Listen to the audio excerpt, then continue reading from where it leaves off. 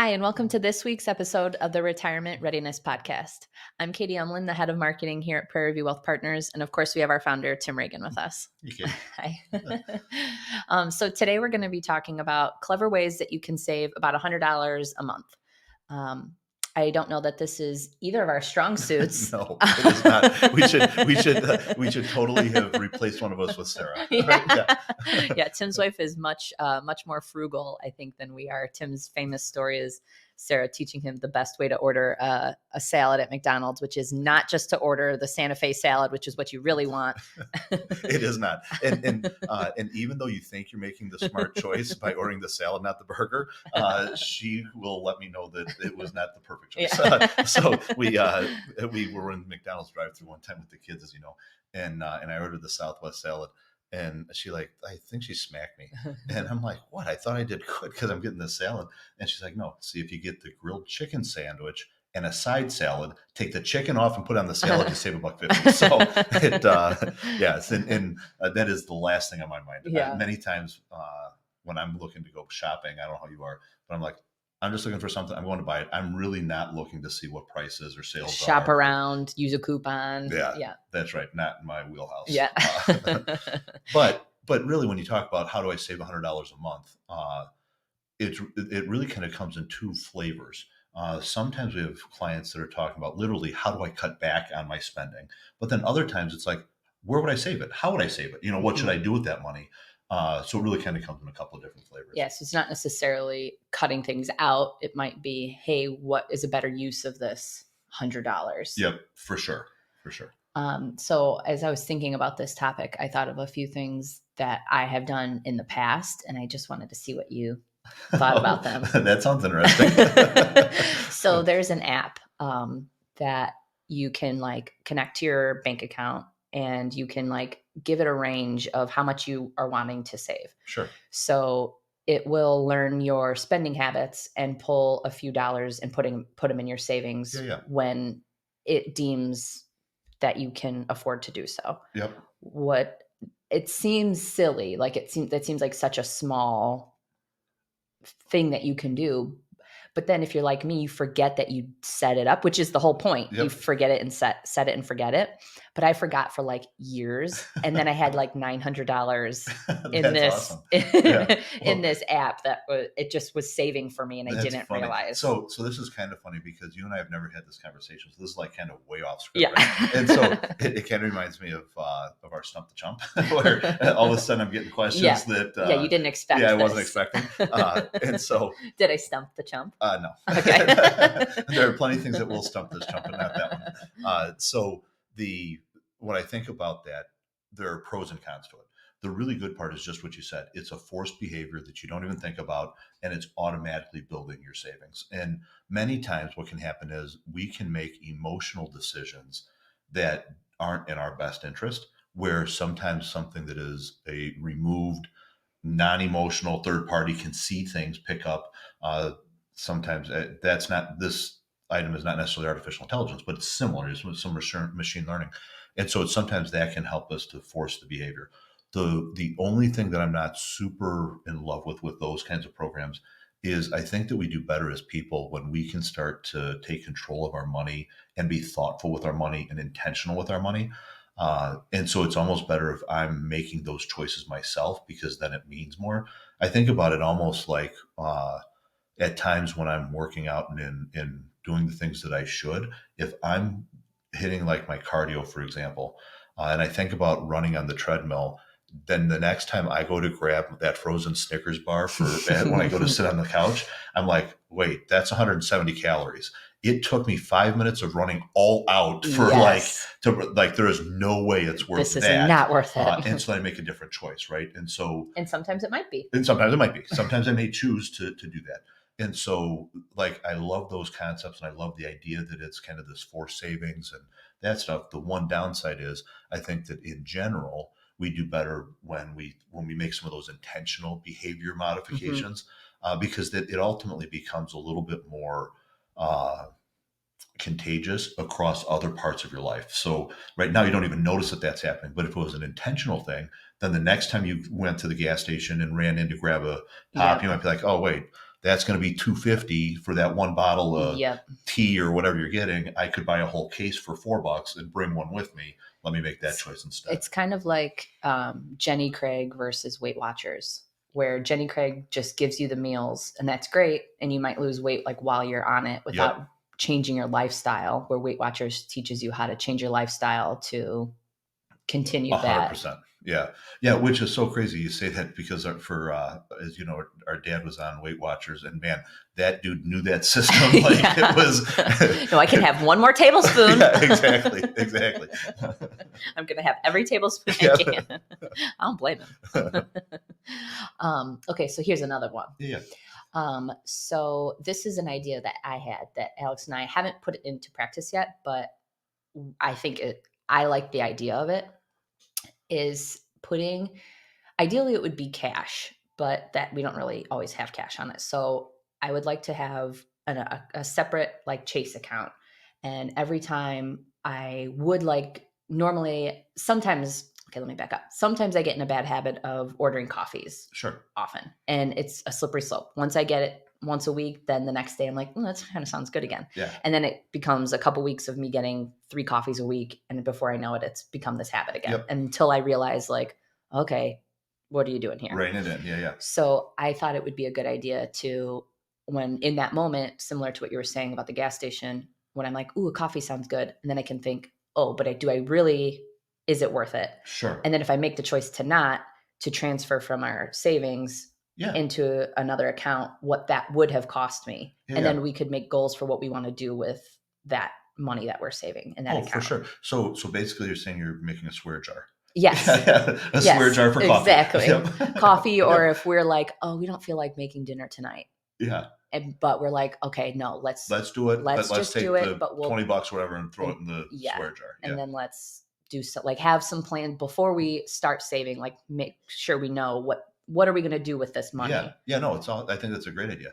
100%, because it does both things, right? It helps you to be conscious about where am I spending the money, and it gives you some incentive to do something more meaningful with those dollars. The one thing that we talk a lot about is, and Dad brought it up a lot, as you have more money and your basic needs are met, your entire lifestyle starts to change, but you don't even necessarily notice it, right? So all of a sudden you go from when you were first married and you were buying the cheapest paper plates that you could whenever you had a family party, to now you have a family party and you're having Chinette and you're like, okay, did I really get more value in my life for doing that? Did that raise my overall quality of life? And sometimes, yes, maybe that's the right choice. You don't end up with, mastacholi on your carpet. But in other times when you look at that, it's also kind of the conversation around what are the things I'm intentional about, and how much does that coffee? So let's say that it comes out to $15 a week that you're spending. Well, $15 a week comes out to $750 in a year. $750 in a year, all of a sudden you're like, oh, holy cow! For $750, I could do a lot of stuff. I could do a lot of stuff, and it could look way better than just the $15 a week type thing. But also, if that $15 a week is giving you so much happiness, maybe it isn't. Maybe it's well worth it. It's well worth it. But now you're back to making a conscious decision, right? Rather than just letting it happen. So I think that's a great idea. Now you just got to get Alex to buy into it. Yeah, I know. Yeah. We both are. It's for some reason we haven't been able to make it a habit. Execute. Yep. Yeah. So if you were going to try to find an extra $100 a month, what are some places you think you could cut back? Yeah. So I think there's a few things. Some of it goes to what you're talking about with getting your coffees. So one example of that would be if you're getting coffee 3 days a week, what if you just did it 2? So you're not completely cutting it out of your life. You're not saying, I never get to have that, but I'm just doing it a little bit less. Similarly, there are times when people get caught up in, what am I doing when I go to work? And am I bringing money to buy lunch every day? Well, what does it look like if I just buy an extra chicken breast and throw it on the grill and bring that with the next day instead of, buying lunch every day? And that doesn't say cut out buying lunch all the time, but maybe I buy lunch 2 days a week again instead of 5 days a week. So there are some of those types of things.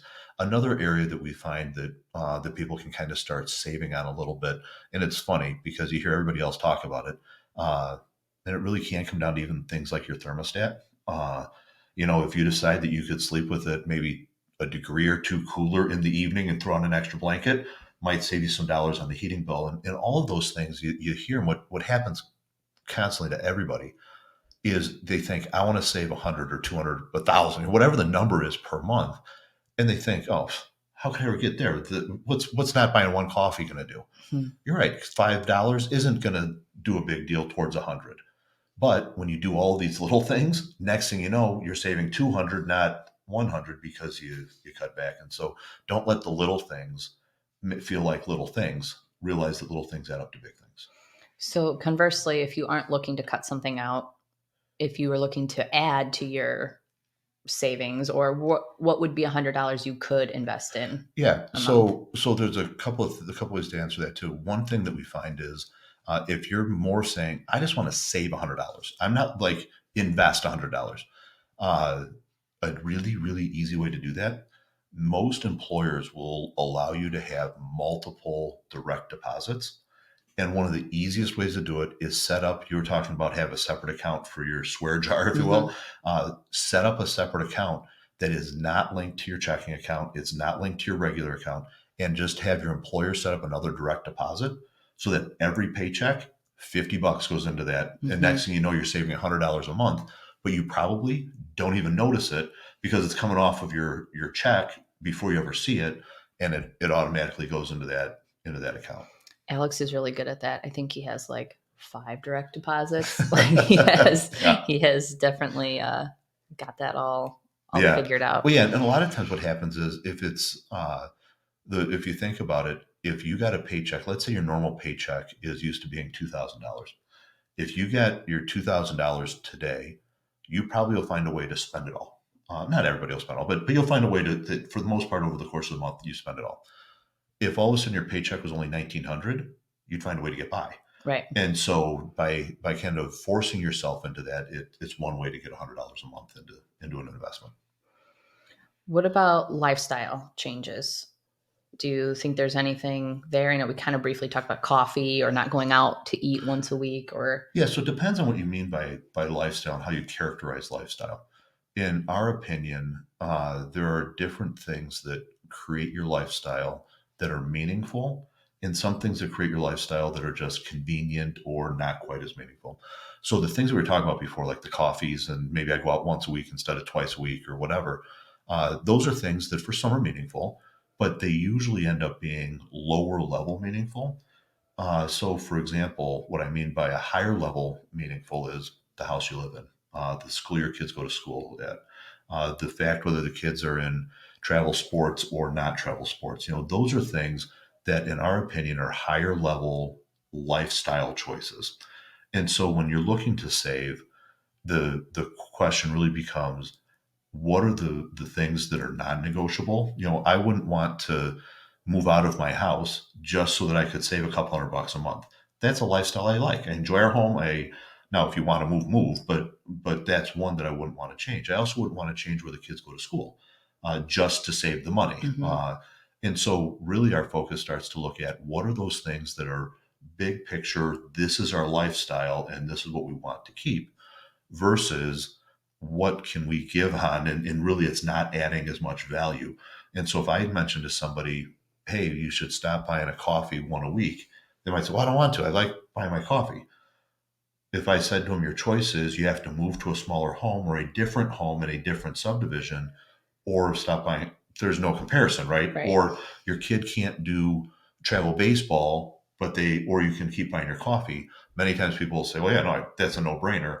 And sometimes that's an easy way to figure what are those lifestyle choices that I can make.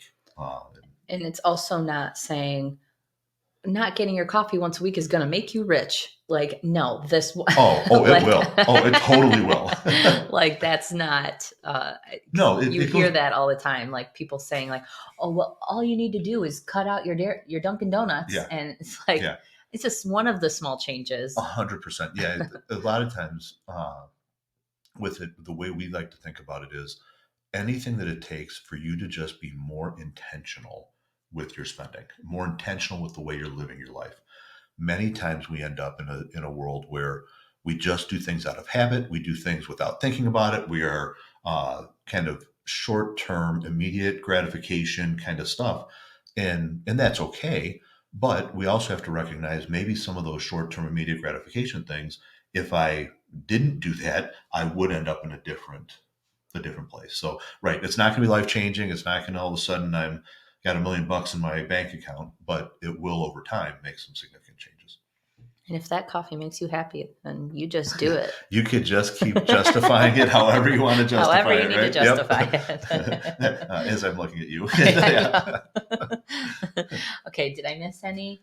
No, I don't think so. So I think the biggest things are when you think about how do I save $100, it goes back to how am I intentional with my money? How do I make sure that I'm not doing those justifications? Because it's really easy. If I think about anything that's hard, if I want to go on a diet, if I want to start working out, it's really easy for me to justify. I'm not going to the gym today because I got up a half hour or went to bed a half hour late last night, so I'm too tired, so I'm not going to go. Yeah.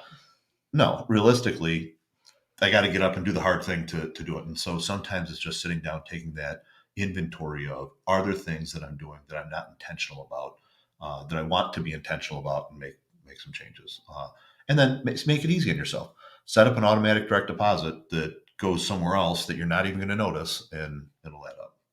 Awesome. Cool. Well, thanks for joining us this week for the Retirement Readiness podcast, where we hope we can help you live your legacy with confidence. If any of this was helpful to you, please like our Facebook page and subscribe to our YouTube channel. Be on the lookout for more information about Stump the Chump. And that's the Chump. I'm the Chump. Thank you. Take care.